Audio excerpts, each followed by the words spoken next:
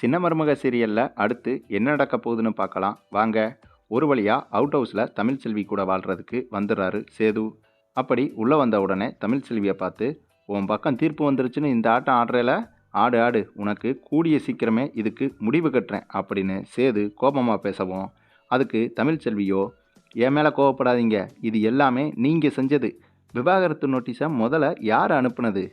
விவாகரத்து நோட்டீஸ் அனுப்பாமல் இருந்தால் இப்போ நாம் 2 பேரும் இங்கே தங்க வேண்டிய அவசியமே இருந்திருக்காது. நீங்கள் விவாகரத்து நோட்டீஸை அனுப்புனீங்க, ஆனால் எனக்கு விவாகரத்து கொடுக்க விருப்பமில்லை. அதுக்கு காரணம் என் வயிற்றில் வளர்கிற குழந்த. அப்படி இருக்கும்போது நீதிபதி நம்மளை ஒன்றா வாழ சொல்லிட்டாங்க. இனிமே நீதிமன்றத்தோட தீர்ப்பையும் மீற முடியாது. அதனால தான் நான் இங்கே வந்து இருக்கேன்.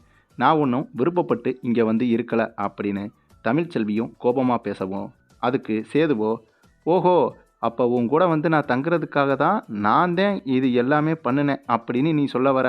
பேசு பேசு, இதுக்கெல்லாம் என்ன செய்யணும் அப்படின்னு எனக்கு நல்லாவே தெரியும்னு சொல்லிட்டு சேது கோபப்படுறாரு. இதுக்கப்புறம் அடுத்த சீனில் திரும்பவும் இந்த கண்மணி வந்துட்டு ஆறுமுகத்தை தனியாக சந்தித்து பேசுகிறாங்க. என்னோட நிலைமையை ஏன் புரிஞ்சிக்கவே மாட்டீங்க? நீங்கள் மட்டும் சுயநலமாக இருக்கீங்க. வேலை போயிரும்னு பயப்படுறீங்க.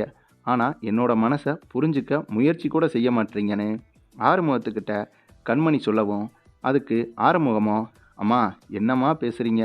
நீங்கள் என்னோட முதலாளி அம்மாம்மா. நீங்கள் என்ன பேசினாலும் என்னால் நீங்கள் நினைக்கிற மாதிரி நடந்துக்க முடியாதுமா.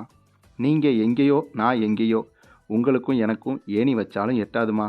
இதுக்கு அப்புறமும் இது மாதிரி என்கிட்ட வந்து நீங்கள் பேசுனீங்கன்னா கண்டிப்பாக ஐயா கிட்ட நான் சொல்லிடுவேம்மா, தப்பாக எடுத்துக்காதீங்க அப்படின்னு சொல்லிட்டு ஆறுமுகம் கிளம்பும்போது கண்மணி அழுதுகிட்டே திரும்ப, அந்த சமயம் கண்மணி வச்சுருந்த வாக்கிங் ஸ்டிக் கீழே விழுக, உடனே கண்மணியும் தடுமாறி விழுந்துடுறாங்க. அதே சமயம் கீழே விழுந்த வாக்கிங் ஸ்டிக்கும் உடஞ்சி போயிடுது. இதை பார்த்த ஆறுமுகம் உடனே போய் கண்மணிக்கு கை கொடுக்க, ஆனால் கண்மணி என்னால் நடக்கவே முடியலை, வாக்கிங் ஸ்டிக்கும் உடஞ்சிருச்சு அப்படின்னு அழுகிறாங்க.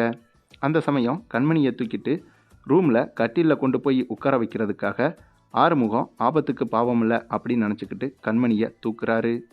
இந்த விஷயம் எல்லாத்தையும் அவுட் ஹவுஸில் வெளியிலேருந்து தமிழ்ச்செல்வியும் பார்த்துக்கிட்டு இருக்காங்க.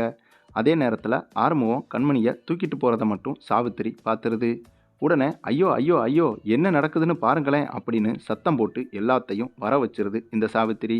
அங்கே வந்த ராஜாங்கமும் சேதுவும் கண்மணியை தூக்கிட்டு ஆறுமுகம் போகிறத பார்த்துட்டு கடுப்பாகி ஆறுமுகத்தை அடிக்க போகிறாங்க.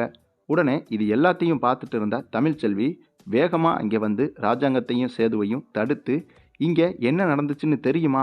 எதுவுமே தெரியாமல் இந்தா இவங்க சொன்னாங்கன்னு நீங்கள் பாட்டுக்கா ஆறுமுகத்தை அடிக்க போகிறீங்க அப்படின்னு சாவித்திரியை கை காட்டி கோபமாக தமிழ்ச்செல்வி பேசவும், சேது, ஏய் இங்கே பாரு, விலகி போயிரு, இது எங்கள் குடும்ப பிரச்சனை, நீ தலையிடாத அப்படின்னு சேது சொல்லவும், கொஞ்சம் எல்லாரும் அங்கே பாருங்க அப்படின்னு தமிழ்ச்செல்வி சொல்லவும், அங்கே கண்மணியோட அந்த வாக்கிங் ஸ்டிக் கீழே விழுந்ததால் உடஞ்சி கிடக்கு. அதை ராஜாங்கமும் சேதுவும் பார்த்ததுக்கு அப்புறம்தான் இவங்களோட கோபம் குறையுது. கண்மணி தவறி விழுந்துட்டாங்க, அவங்க வாக்கிங் ஸ்டிக் உடஞ்சி போச்சு. அதனால தான் கண்மணி அழுகிறத பார்த்துட்டு ஆறுமுகம் உதவி செய்கிறதுக்காக தான் தூக்கிட்டு போகிறாரு அப்படின்னு தமிழ்ச்செல்வி சொல்லவும், உடனே ராஜாங்கம் சாவித்திரியை பார்த்து, ஏய் இதுக்கு தான் நீ கூப்பிட்டியா? எதையுமே முழுசாக பார்த்துட்டு எதையுமே நீ செய்ய மாட்டியா? போங்க, போய் எல்லாரும் உங்கள் வேலையை பாருங்கள் போங்க அப்படின்னு ராஜாங்கம் சொல்லிட்டு கிளம்பிடுறாரு.